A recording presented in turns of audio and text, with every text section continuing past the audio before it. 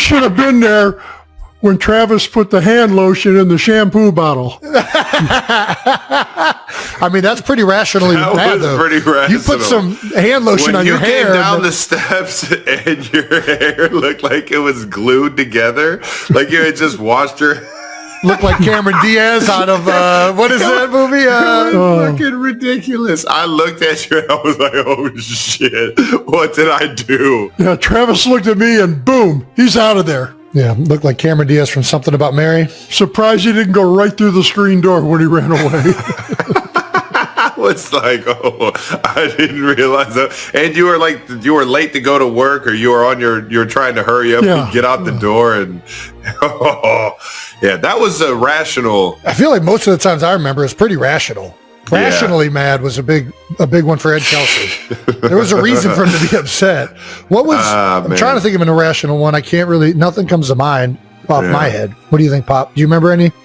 No, I'm drawing a blank. I remember you irrationally. You remember when we were sledding down the hill. This was back when we lived in North Ridgeville. It was me, you, and oh my gosh, the one neighbor. Oh, what was his name?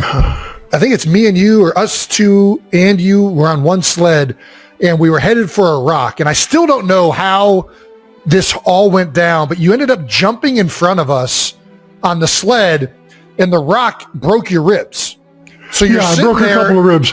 That was you're screaming in pain. I tried to angle. I remember his name just because I remember this irrational moment from you. We're driving in the car, and Billy says something. That's right. Billy says something to you about driving, and you said, "Shut the fuck up, Billy." He asked me if I'm okay. He saw me wincing in pain. He asked me, "Can you drive?" He said, "Shut the fuck up." That was one of those things where I was trying to avoid the rock, and we all went over. And to keep from hurting one of you guys, I tucked my elbows in so I would roll over, and that's how I broke the ribs. Why didn't you just grab us and roll the other way? I'm trying to envision how this rock was so... Okay, well... God damn it, that's hilarious. When you have one of those moments, you could ask yourself, why didn't I go the other way? Fair enough. I get irrationally mad the problem with children is they're irrational. So that causes you to be irrationally mad sometimes. There's a lot of irrational things happening when you're dealing with little kids. All right. Fictional father. Let's go with that one. Oh, shut the fuck up. Fictional fathers. Okay. This should be good. Hi. This is Lacey from Missouri. And I was just wondering, Father's Day is coming up. Jason, what fictional father would you say most closely resembles your parenting style? And I think that's it, actually. Have a good day. Okay, Lacey, nice. I'll say this. I think my parenting style probably mostly resembles a non-fictional character in my own dad. I think that I definitely I find myself being more and more similar to Dad in the way I talk and do things with my children. And I think Dad, I'm trying to think like who's the best fictional character that Dad is represented by. Is it Red from that 70s show? I feel like he's got a little bit of that, but maybe not as like curmudgeon. He's more supportive of his children. Yeah. Who's a rough around the edges, but very supportive father. I'm trying Bundy? Al Bundy! Oh my gosh! That is low key. I mean, he's not supportive of his kids at all. But it's Al Bundy's good.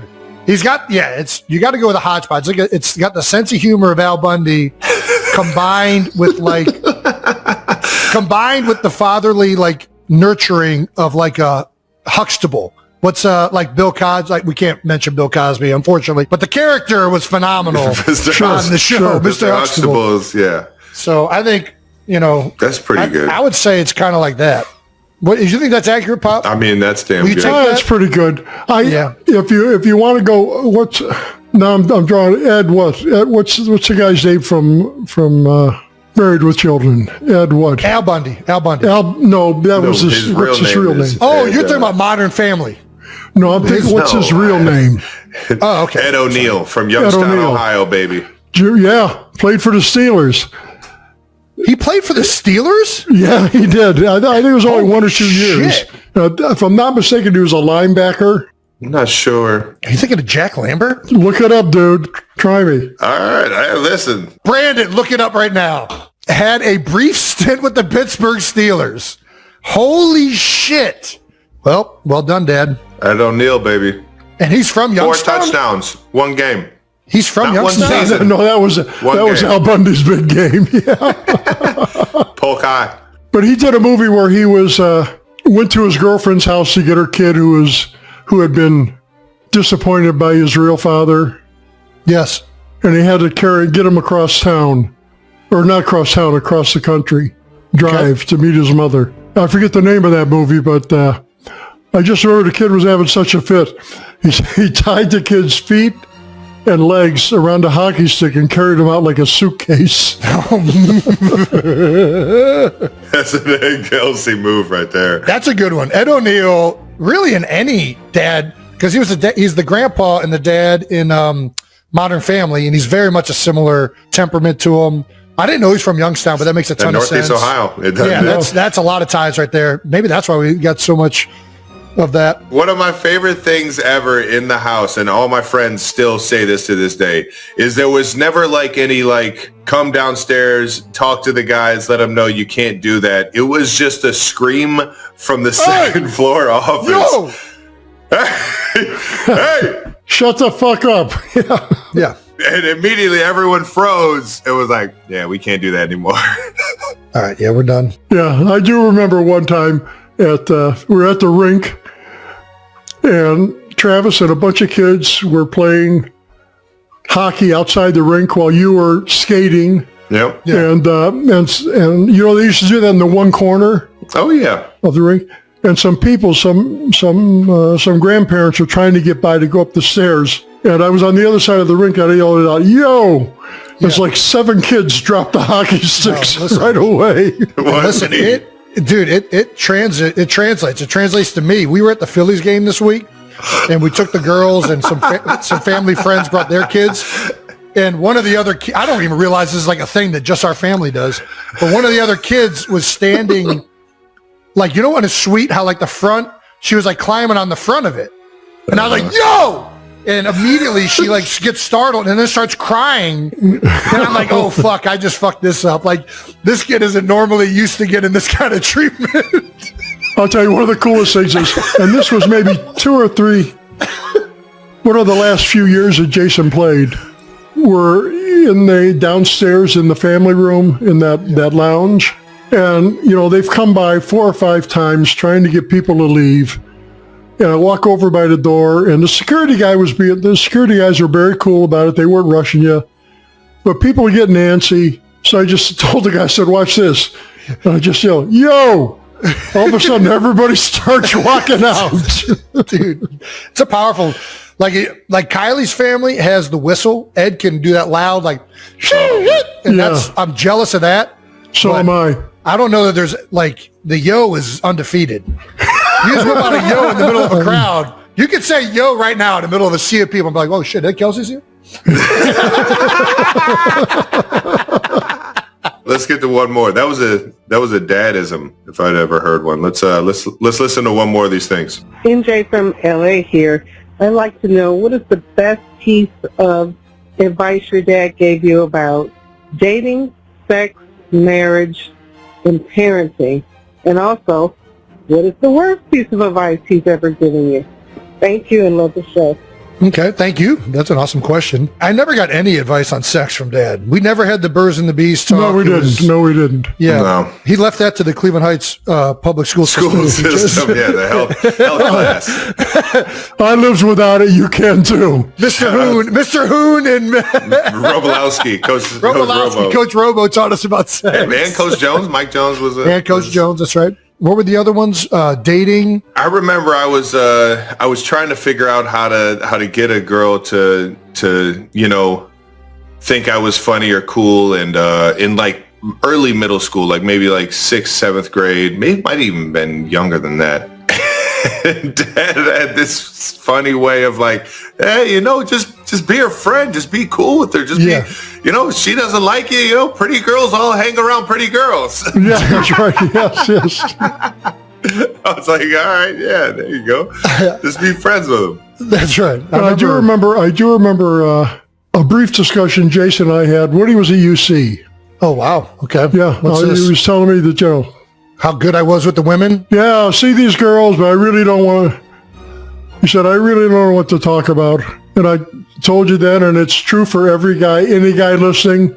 I know I play football, and I know everybody likes to talk about that, but tell me about you. Oh, wow. All you got to do is shut up and get them to talk about themselves, and you ain't got to say another word. Nod your head. Oh, wow. Yeah, cool. Oh, wow. Oh, wow. They add the little comments in there to make her feel good and just... You don't have to say nothing. You know what I There you mean? go. No, this is good. This is why you remind us of Ed O'Neill. This is why you remind us.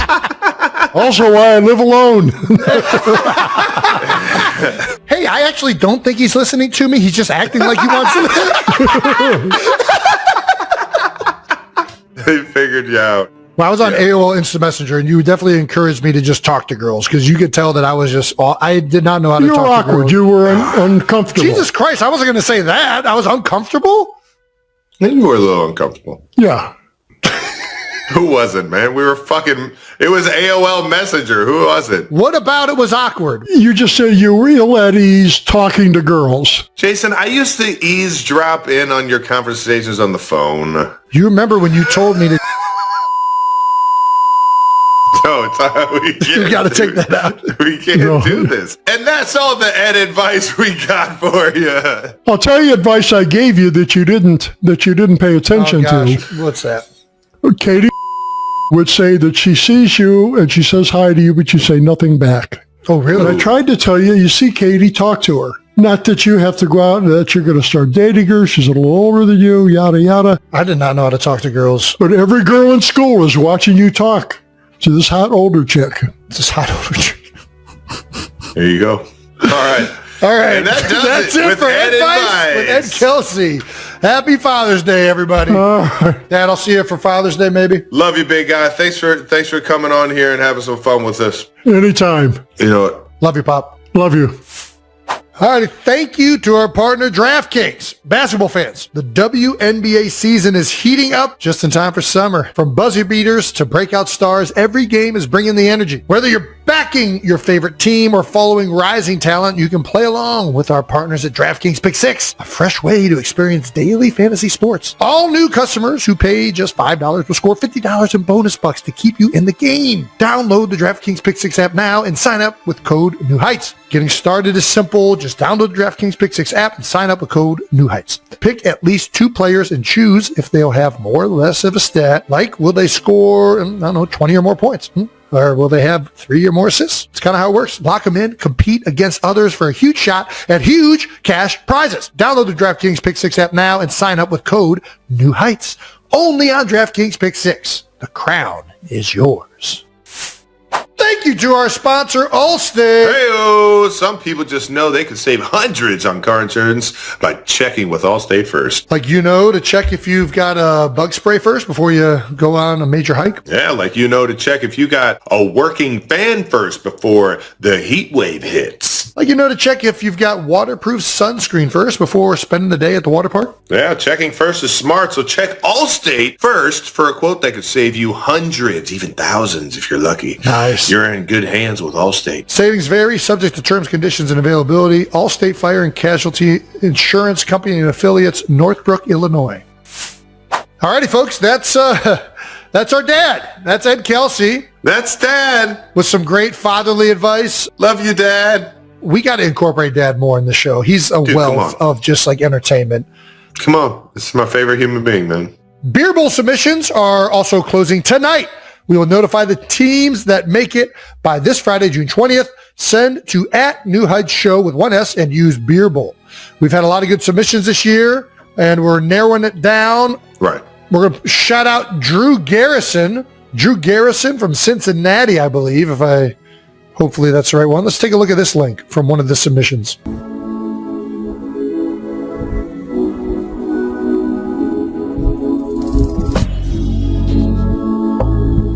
Yeah.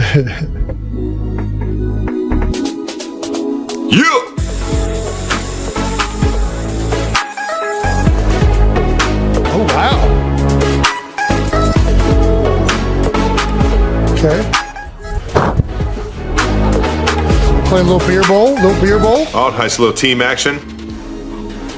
Make beers go bye-bye. Oh no, bad pass. Takes it serious though. Profanity. That's how you know he's serious. Oh no. Oh gosh. This is, they have a lot of good. Impressive teamwork on the beer bowl. I will say this is a very long match. It's got to be multiple matches.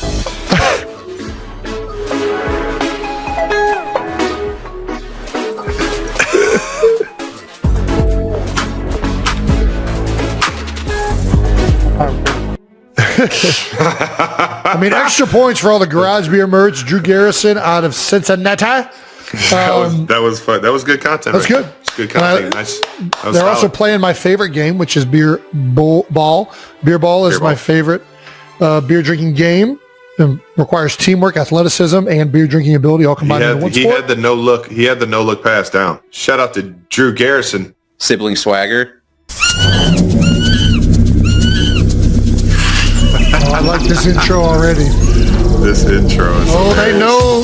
Yeah, baby. I'm all about this. Legend of the Hidden Temple. Fuck yes. Welcome to New Heights.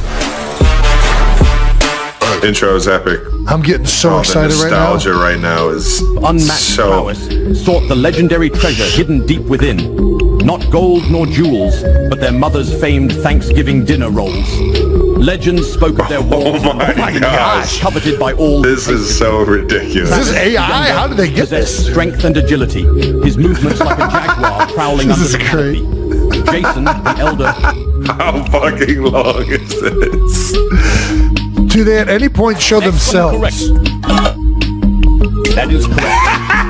What color was the labyrinth? Hold on. Go back to his correct answer. Go back to his correct answer. Oh my god. But difficulty in the warm embrace of family. This is amazing. Next question. How did the legend describe the dinner rolls? Blueback. This is Incorrect. God damn it. They have to be in. This is legendary. Warm and fluffy. That is correct. What color was the labyrinth? Blue barracudas. Polynesian. That is not one of our choices. Jaguar. Emerald. That is correct. Dog, they have this is to great. be in. They're in just for the creativity. God damn it. My face hurts, man. That was fucking gold. I think about taking away points for AI because I'm pretty sure Olmec was AI'd out the ass, but I don't care. That was so good. You got to keep it in. Wonderful job. That shit was epic. The standing there with the beer. Sibling swagger is in. That was great. That was outstanding. I'm also trying to obtain Korean announcers for Beer Bowl. So if there's anybody that has experience being an announcer in the language of Korean, we would love to have you be the host for this year's Beer Bowl. Think about how electrical it would be. You're going to write a book on how to get canceled. It would. It would. You're going to write a book on how to get canceled. I don't do that. I mean, listen, they're better than U.S. announcers. I'm just saying, announcers in English is kind of electric. Fucking Korean announcers, there's just something about it. It's fucking gets the party fucking going. It's going to be absurd. It's going to be incredible. People are going to be into this fucking thing. You're going to have to have translators talking to the teammates? No, that's not. Yeah. I mean, it's the way they do it in baseball. Electric. They do it with Shohei Ohtani in Major League Baseball. New Heights Beer Bowl brought to you and presented in Korean. All right. Dude, I think it'd be electric. I'm just saying. I think it'd be pretty We're fucking going to find awesome. out, I guess. If you can Well, we find might somebody not. that I don't know that we're going to be able to find any Korean announcers. over there on the Jersey Shore. I think they might be in Korea. Just a hunch. Yeah, that makes sense. South Korea, probably. Keep sending in those beer bowl submissions, guys. That was fucking electric. All righty. That wraps up another episode of New Heights. Thank you to Papa Kelce for joining us on the show. Next week, Chiefs fans, you're going to be loving the episode. In the latest much-anticipated episode of the podcast, Ed Kelce, the usually calm and approachable father of Travis Kelce, moved listeners to tears as he spoke for the first time about his son's upcoming wedding to Taylor Swift. At the 2014 mark, the conversation turned deeply personal in an intimate studio atmosphere. Every word from Ed carried genuine emotion, turning a simple family discussion into a heartfelt moment that marked a major milestone for the entire Kelce family. From the beginning, Ed smiled when the host brought up the wedding rumors. He paused, let out a soft sigh, and then shared his feelings openly. As a father, seeing your child find the right person is one of the greatest joys in life, he said, his voice softening as his eyes grew thoughtful, clearly reminiscing about Travis's childhood. Ed recalled Travis as an energetic, mischievous boy who was always running around the backyard, throwing footballs, and dreaming of becoming a professional athlete. I never imagined back then that one day he'd be getting married in a wedding that the whole world would be watching, he added with a gentle smile. Travis has always lived life to the fullest and done everything with his whole heart, Ed continued. When I saw how he treats Taylor, I knew he was loving her with that same full heart. He went on to praise Taylor's character, describing her as polite, warm, and surprisingly down-to-earth. She's not just a brilliant artist, she's a very approachable, genuine person. That's what makes Travis feel comfortable being himself around her. Ed shared touching stories from family gatherings, noting how Taylor makes an effort to connect with everyone, asking about old family memories and blending in naturally. One moment that stood out to him was seeing Travis gently place his hand on Taylor's shoulder while she was laughing and talking. It was such a small gesture, he said, but to me it meant everything. That's real care. That's real love. When asked about the upcoming wedding day, Ed admitted he often gets emotional just thinking about it. I don't know if I'll be able to stay calm, he said, his voice trembling slightly. Graduations and career milestones are special, but a wedding day, that's when you truly realize your son has grown up. He described imagining Travis standing at the altar, waiting for Taylor. I think I'll just look into his eyes and know he's truly happy. The studio fell silent for a few moments after his words, with the host calling it one of the most touching stories they had ever heard on the show. Ed also expressed his excitement about officially welcoming Taylor into the Kelce family. She's already part of the family, he chuckled, but the wedding will make it official.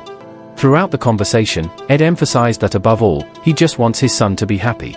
He also shared lighter moments, like the family watching old high school videos of Travis and laughing together at his memorable hairstyles, and how Taylor's laughter made Travis light up too. While acknowledging the public interest in the wedding, Ed gently asked for privacy, saying, "This is their moment. I want them to enjoy it in their own way." Still, he admitted he's finding it hard not to get emotional. At the end of the episode, when asked what he wanted to say to Travis and Taylor, Ed paused thoughtfully before replying. "I want to tell you both that I'm proud of you. I'm proud of my son, and I'm so happy he found someone as wonderful as Taylor. I wish you a lifetime filled with love, laughter, and support for each other."